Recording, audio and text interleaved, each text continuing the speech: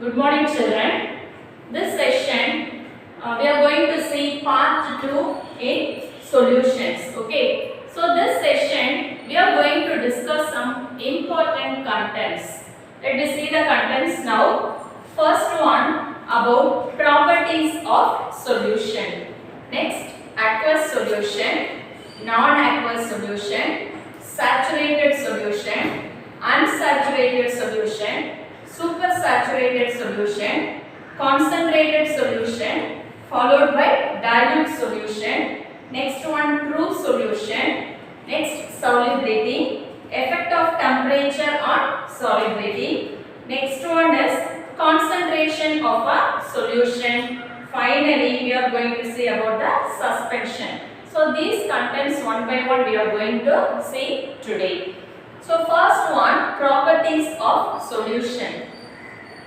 Already I told you, each and every material it should have some special characteristic properties, isn't it? So in the same manner, solutions also have some properties.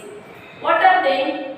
First one, a solution is a homogeneous mixture of two or more substances.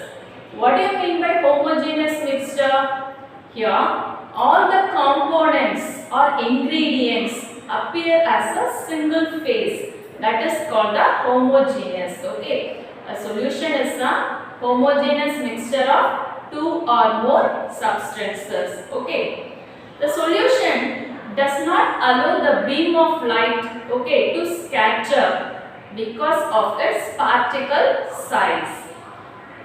In solution, the particle size, the particles of the solution cannot be seen by naked eye or by ordinary microscope because the particles are very smaller. Okay, particles are very smaller. It is expressed in less than 1 nanometer. Okay, what is meant by particles? Particle means it is a minute portion of matter. Okay, and nanometer can be expressed in terms of nm. nm. It is a millionth of a millimeter. Okay, so particle size of a solution is very small. Okay, it is less than 1 nanometer. Got it, children? Okay.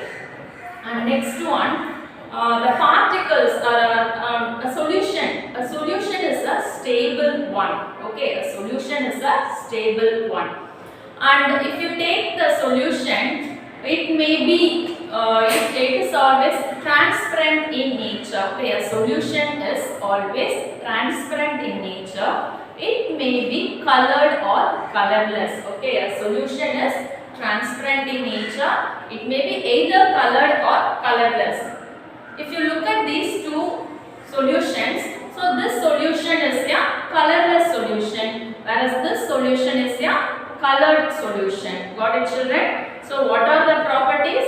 First one, a solution is a homogeneous mixture of two or more substances. The particles of solution cannot be seen by naked eye or by ordinary microscope because of its size. Okay, it is less than particle size. It is less than 1 nanometer. Particle size of a solution is very small. The particles do not allow the beam of light to scatter. The solution does not allow the beam of light to scatter because of its particle size. Okay. A solution is always transparent in nature. It may be either color or colorless.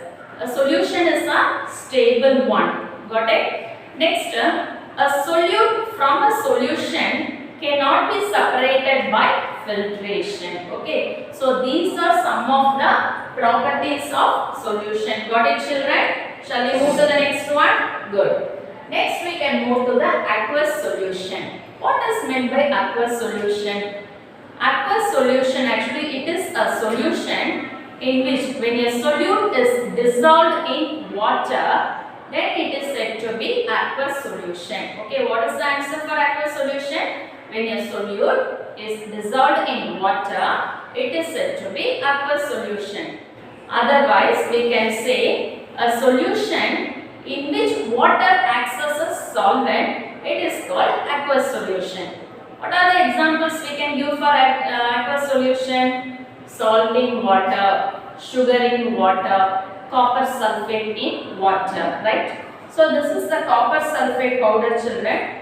Okay, it is in the crystal formation. So this substance is one of the beautiful substance in the chemistry laboratory. Okay, so by using this we are going to do one activity for aqueous solution. Okay, so first we have to take some copper sulfate in a beaker and then add some water into it. Okay, take some copper sulfate in a beaker and then add some water.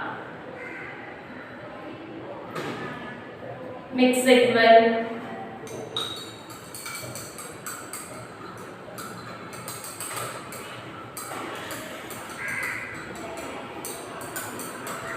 See, the copper sulfate is getting dissolved in water, isn't it?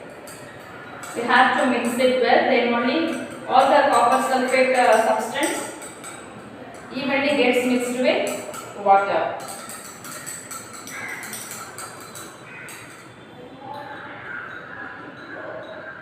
See, all the copper sulfate powder gets mixed with water, isn't it? So, it is an example of aqueous solution. What is meant by aqueous solution? When a solute, okay, in which water is dissolved, when a solute is dissolved in water, then it is called the aqueous solution. Here, which one is solute? Copper sulfate powder is the solute and water is the solvent. Okay, so when a solute is dissolved in water, it is said to be aqueous solution. This one copper sulfate in water. In the same manner, we can use salt with water, or otherwise we can take sugar in water also. Okay, just to take some water. Now I am going to add some table salt. Okay, common salt. Okay, now mix it well. See, the salt is getting dissolved in water.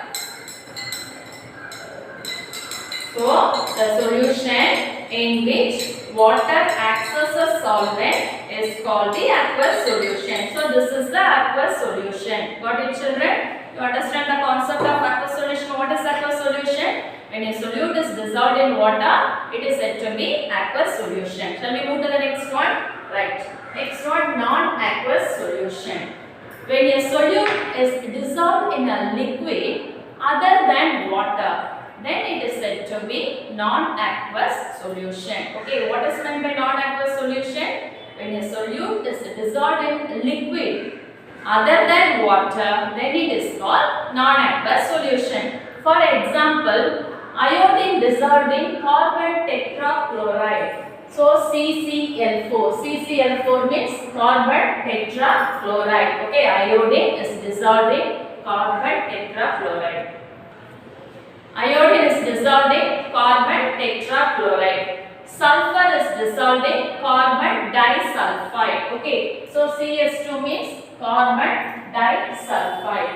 Next, phosphorus is dissolved in ethyl alcohol. C2H5OH is nothing but ethyl alcohol. Okay, so what is meant by non-aqueous solution? When a solute is dissolved in liquid other than water, then it is called non-aqueous solution. Example, phosphorus dissolved in ethyl alcohol, sulfur dissolved in carbon disulfide, and this one iodine dissolved in carbon tetrachloride. Understood, children? So, shall we move to the next one, saturated solution? Next, we can move to the saturated solution. A saturated solution is defined as a solution in which the solvent cannot able to dissolve more solute at a given temperature. This is called the saturated solution. Okay, what is meant by saturated solution? A saturated solution is defined as a solution in which the solvent is not capable, okay, in which the solvent cannot capable to dissolve more solute in a given solution at a temperature, at a given temperature. This is called the saturated solution. For example, 36 grams of table salt. 36 grams of table salt in 100 ml of water forms the saturated solution. Okay. For example, take 100 ml of water and add 36 grams of salt. Dissolve it well. Okay, just mix it well. It will get dissolved. Next, we can move to unsaturated solution. Okay, unsaturated solution that contains less solute than that of the saturated solution. Okay, what is meant by unsaturated solution? Unsaturated solution that contains less solute than that of the saturated solution. For example, 10 grams or 20 grams or 30 grams of sodium chloride in 100 ml of water forms the unsaturated solution. Got it, children? Let me do that experiment now. First, take 10 grams of table salt in a conical flask. Okay, and then you have to add 100 ml of water.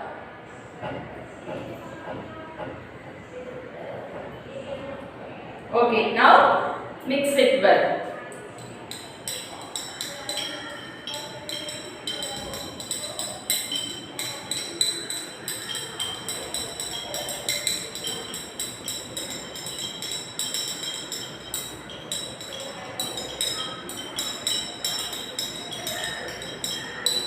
So, 10 grams of salt gets mixed with this water, isn't it? So, this is called the unsaturated solution. Unsaturated solution means what? It contains less solute. Okay, so that is called the unsaturated solution. Yes, understood, children? Unsaturated solution means it contains, this solution contains less solute than that of the saturated solution. Next, we can move to supersaturated solution. Supersaturated solution that contains more solute than that of the saturated solution. Okay, so supersaturated solution means it contains more solute. For example, 40 grams of sodium chloride in 100 ml of water forms the supersaturated solution. Understood, children? What is meant by saturated solution? A saturated solution is defined as a solution in which the solvent cannot able to dissolve more solute at a given temperature. That is called the saturated solution. Unsaturated solution means unsaturated solution that contains less solute, okay, than that of the saturated solution. Then it is called unsaturated solution. Supersaturated solution means this solution contains more solute than that of the saturated solution. Then it is called the supersaturated solution. Understood, children? Shall we move to the next one? Right. Next one, concentrated solution and dilute solution. So this is one of the classification of unsaturated solution only. Okay. For example, you are given 2 cups of coffee. Okay, you are given 2 cups of coffee. When you taste them, you feel one is more sweet than the other. What do you infer from this? The coffee which contains more sugar. Okay, the coffee which sweet more contains larger amount of what? Sugar. Okay, than the other. So, how can you express your observation? From your point of view, you will say that the coffee is stronger. But in chemist point of view, the chemist will say the coffee is more concentrated. Okay. So when you compare two solutions, the solute which contains solution which contains more solute. Okay. When you compare two solutions, the solution which contains more solute, then it is called the concentrated solution. Okay. At the same time, the solution which contains less solute, then it is called the dilute solution. Understood the difference between concentrated and dilute, children? Okay, 1 minute. Look at these two solutions. Okay, so look at at these two solutions. So which solution is diluted and which solution is concentrated? So if you look at this first test tube, this solution is a dilute solution. Why? Because in this solution, this solution contains less solute. Then it is called the dilute solution. If you look at this this solution is somewhat concentrated, stronger. Okay. Why? Because this solution contains more solute. So which solute is called the dilute solution? This solution is called dilute solution because here the solute, because the solution contains less solute. This solution is called the concentrated solution because the solution contains more solute. So this is the difference between concentrated solution and dilute solution, children. Got it? Shall we move to the next one? Good. So next one, true solution. A true solution is a homogeneous mixture of two or more substances in which the particle size is less than 1 nanometer dissolved in a solvent. Okay. For example, sugar solution. Okay, how to prepare a sugar solution? First, what we have to do? We have to take some water, or else first we can add some sugar in a conical flask. Okay, just take some sugar in a conical flask. Okay, now add some water into it. Now what we have to do? We have to mix it well, right? Mix it well.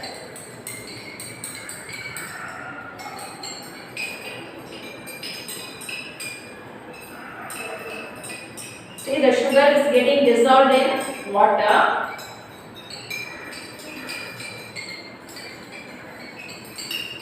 So all the sugar gets dissolved. Okay. So this solution is called the true solution. So true solution means what? It is a homogeneous mixture of two or more substances. How many substances I added here? One is sugar, another one is water. Okay. So true solution means it is a homogeneous mixture of two or more substances. Got it, children? You understand the concept of true solution? Do you know the definition of true solution? True solution is defined as a what? Homogeneous mixture of two or more substances. Not only two, even you can add to one more substance also. Okay. So this is called the true solution. Already I told you homogeneous means what? All the components appear as a single phase. Here see, water as well as the sugar appear as a single phase only, isn't it? So this is the true solution. Got it? Right. Next we can move to the solubility. Right. Look at the word. Solubility is defined as the maximum amount of solute that can be dissolved in 100 grams of a solvent to form a saturated solution at a given temperature. What is meant by solubility? Solubility is defined as a maximum amount of solute that can be dissolved in 100 grams of a solvent to form a saturated solution at a given temperature, right?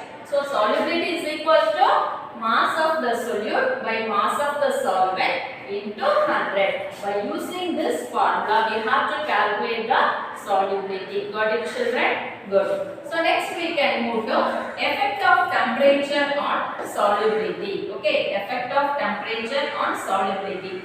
Solubility of a solid solute in liquid solvent increases with increasing temperature. For example, if you add higher amount of sugar in water, okay, if you add higher amount of sugar in warm water, it dissolves very quickly, dissolves more quickly than in cold water. Okay, if you add higher amount of sugar in warm water, it dissolves more quickly than cold water. Okay, here in endothermic process, the solubility increases with increasing temperature because endothermic process means what? The heat is absorbed. Whereas in exothermic process, the solubility decreases. Okay, the solubility decreases with the decreasing temperature. Because here exothermic process means heat is liberated, heat is evolved. Understood children? Right.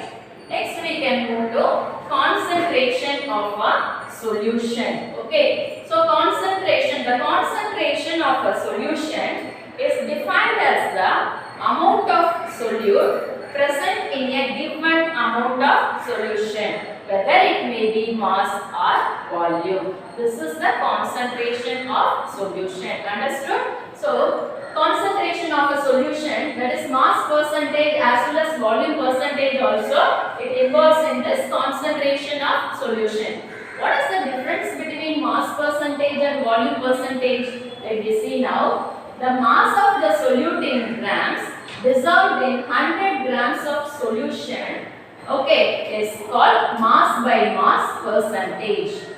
That is, the mass of the solute in grams dissolved in 100 grams of solution, it is called mass by mass percentage. Got it? Right. So W is nothing but mass only, weight. Okay. So W by W is equal to mass of solute by mass of solute plus mass of solution or solvent, okay, into 100. By using this, we can calculate the what? Mass by mass percentage. By using this formula, we can calculate mass by mass percentage. Got it, children? Right. Next one, the mass of solute in grams dissolved in. So, the mass of solute in grams dissolved in 100 ml of solution is called mass by volume percentage. Got it? So, W is nothing but mass, weight. Mass by volume is equal to mass of the solute in ml by volume of solution in ml into 100. By using this formula, we have to calculate the mass by volume percentage. Got it, children? Right. Next one, we can move to volume percentage. Okay. So, the volume of the solute in ml dissolved in 100 ml of solution is called volume percentage. Okay. So, the volume of the solute in ml dissolved in 100 ml of solution is called volume percentage. So, volume by volume, V by V is equal to volume of solute by volume of solution into 100. Okay. So, what is the difference between mass percentage and volume percentage? If you take mass percentage, here the mass of the solute is in grams dissolved in 100 ml of solution. Whereas if you take volume percentage, here the volume of the solute in ml dissolved in 100 ml of solution. Okay.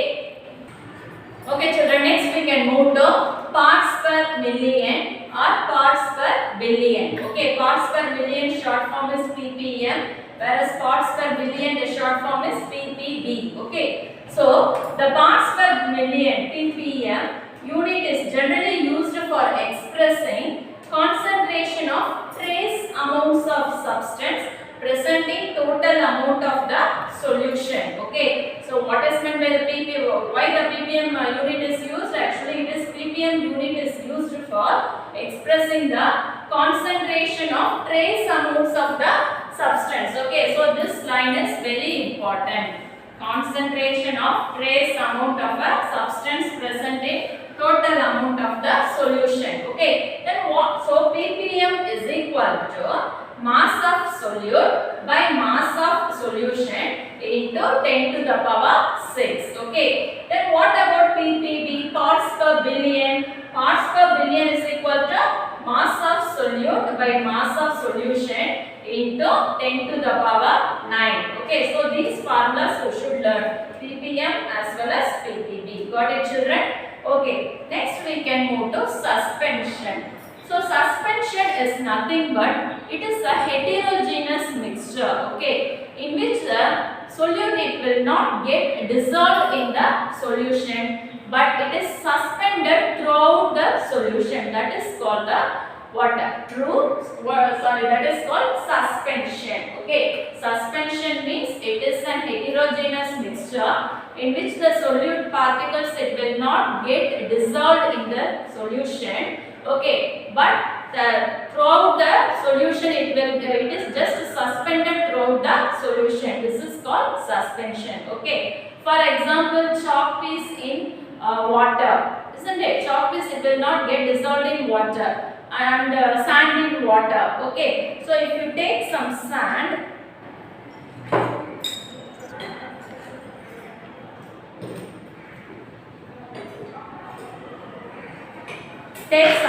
children.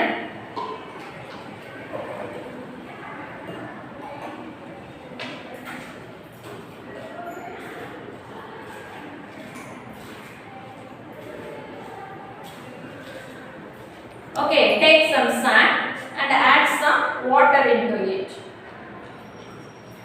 Now we have to mix it well.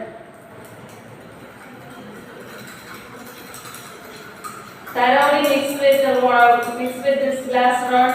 What happens? What happens here? You will see all the sand particles, it is settled at the bottom only. Here you can see the water layer. Okay. Here the solute particles, it will not get mixed with the solution. Okay. But thoroughly, see, thoroughly it is suspended into the solvent. Okay. So when you filter this one, when you filter this solution, okay, you cannot say it is a solution because it is not homogeneously mixed. It is a heterogeneous mixture only. Heterogeneous mixture, homogeneous means what we say?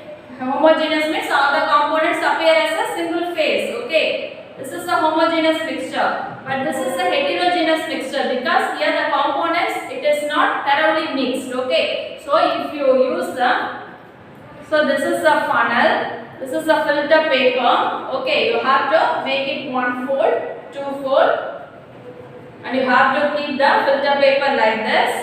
Now what you have to do, just add the sand, these particles into the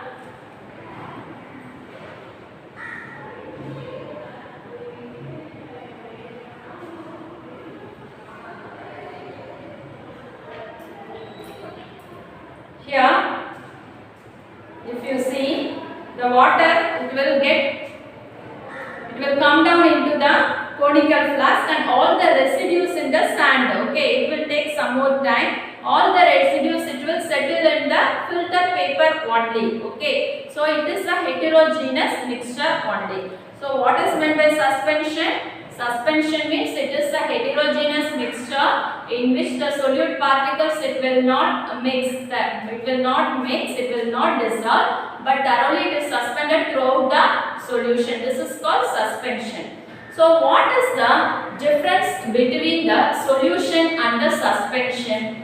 If you take the solution, the particle size is very small, whereas if you take the suspension, the particle size is larger. Okay, this is the difference between particle as a solution as well as the suspension. Got it, children? Right. Okay, now assignment children. So today we discussed many important things, isn't it? What are the things we discussed today? Properties of homogeneous solution, and then aqueous solution, non-aqueous solution, saturated solution, unsaturated solution, supersaturated solution, concentrated solution, dilute solution, true solution, solubility, concentration of a solution, effect of temperature on solubility, and then parts per million, parts per billion, and then here mass percentage, volume percentage. Finally, we discussed about the suspension. So all the definitions you have to write one time. Also you should learn thoroughly and write one time, children. Okay. So you have salt as well as sugar at home, isn't it? By using this, you just should try for true solution, homogeneous solution. Okay, take some material with your parents' supervision. You do this experiment at home. Okay, you will get the result. Then only clearly you can understand the concept, children. Okay, thank you. The remaining things we will see in the next.